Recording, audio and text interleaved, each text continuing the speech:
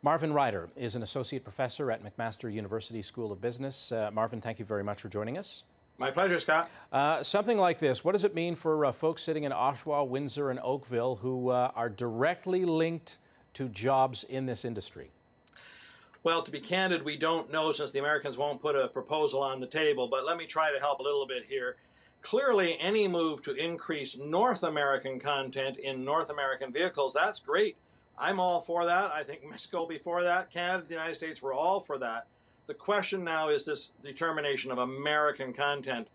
This whole idea of what is Canadian or Mexican or American, for instance, if I take parts made, let's say, in Singapore, and I assemble them into a product and then install that on a vehicle here in Canada, at what point does it become Canadian parts versus international parts? And that's a very thorny issue. It's very hard to extract. Until we see how they're going to define this, it's a little hard to know. But obviously, if I'm working in those areas, Windsor, Oshawa, etc., I'm not sleeping as comfortably as I did a few weeks ago. We'd really love to see what those proposals are. You know, it almost sounds like if you boil this down to what Donald Trump was mentioning during the campaign and then after he was elected, that he wants American cars made in America, and that means plants will either leave Mexico or leave Canada. Is that true? Well, I think that's in his dream world, if I can phrase it like that, probably exactly what he'd like to see happen, but I don't think that's at all possible to have happen. The supply chains that have been set up over the last 23 years under NAFTA are very hard to untangle. We sometimes call it unscrambling an egg. Once it's scrambled, it's very hard to take it apart. And also he has to realize, and I'm sure he is realizing, that a new NAFTA, NAFTA 2.0, can't just be good for the United States. His vice president, Mike Pence, said we need win-win-win, and that's what we're looking for.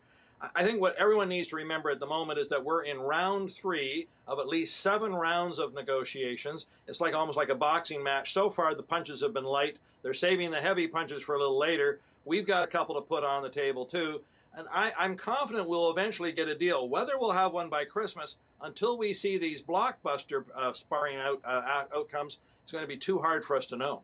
You know, auto plant jobs are tough to come by. In fact, in Canada, over the last, say, 30 years, they have melted away like icebergs. I mean, could this deal 5 years down the road really hurt Canadian employment? If we agreed to a bad deal, absolutely. Now, I have great confidence in the Liberals and Chrystia Freeland and others that we're not going to sign a deal that's win for the United States and lose for Canada. The biggest cause of that melting you mentioned, Scott, hasn't actually been jobs leaking to Mexico or to the United States. It's actually been technology. It's the robots that have replaced so many workers, robots that don't need, say, pension plans or don't need medical benefits, that just work 24 hours a day nonstop. That's been the source, and technology is going to continue to increase. So we need to find a deal that not only protects the jobs that we have today, but positions us for the automobiles that will be made 10, 20 years down the road when there's more technology in place. I have great confidence we can do that. However, if you're a worker and you just, say, installed a muffler, that may have to change in the future. So you've got to keep yourself ready to evolve with those evolving vehicles. Marvin, one last question. Don Martin was saying that, you know, talks are happening in Ottawa at 28 different tables in some room. Is there the possibility that in some industries, Canada is really going to have to say, you know what, we've got to give up something on that table to gain at another? Absolutely, and that's pretty common. Let me take an example of supply management in our dairy industry.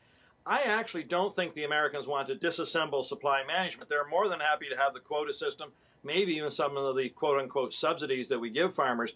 All they really want is greater access. So we may be able to find a way to keep the basic tenets of supply management, but at the same time, just like we did for the Europeans, find a way to give Americans a little more access. Is that kind of clever thinking, I think, that will be required of all parties to get to a NAFTA 2.0.